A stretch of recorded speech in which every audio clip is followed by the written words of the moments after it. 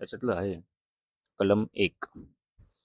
तर कलम 1 मध्ये कोणकोणती माहिती आपण ती पाहूया. भारतीय न्याय संहिता 2023 मधील कलम 1 हे या कायद्याची व्याप्ती, नाव आणि अंमलबजावणीबद्दल माहिती देते. भारतीय दंड संहिता ची जागा आता या नवीन कायद्याने घेतलेली आहे.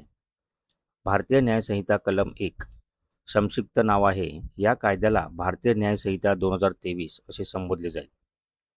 आता याची अंमलबजावणी. केंद्र सरकारने अधिकृत राजपत्रात अधिसूचित केल्यानुसार हा कायदा 1 जुलै 2024 पासून संपूर्ण भारतात लागू झालेला आहे. या संहितेतील वेगवेगळ्या कलमांसाठी सरकार वेगवेगळ्या तारखा निश्चित करू शकते. प्रादेशिक व्याप्ती.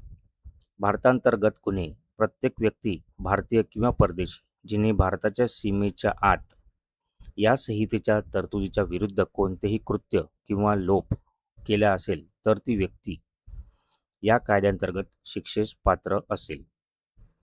भारताबाहेरील गुन्हे.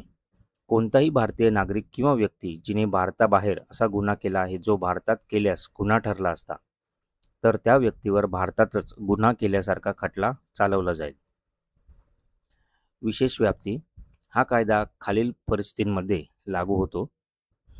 भारताच्या कोणत्याही नागरिकाने भारताबाहेर कोणत्याही ठिकाणी केलेला गुन्हा भारतात नोंदणीकृत असलेल्या कोणत्याही जहाजावर किंवा विमानावर असलेल्या व्यक्तीने केलेला गुन्हा, मग ते जहाज विमान कोणतेही असो.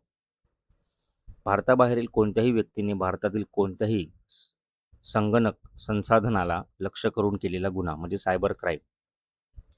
थोडक्यात सांगायचे तर कलम 1 हे स्पष्ट करते की हा कायदा संपूर्ण भारताला लागू आहे आणि भारताच्या हिताला बाधा आणणाऱ्या गुन्हेगारांवर, मग ते भारताबाहेर का असेना, या कायद्यानुसार कारवाई केली जाऊ शकते.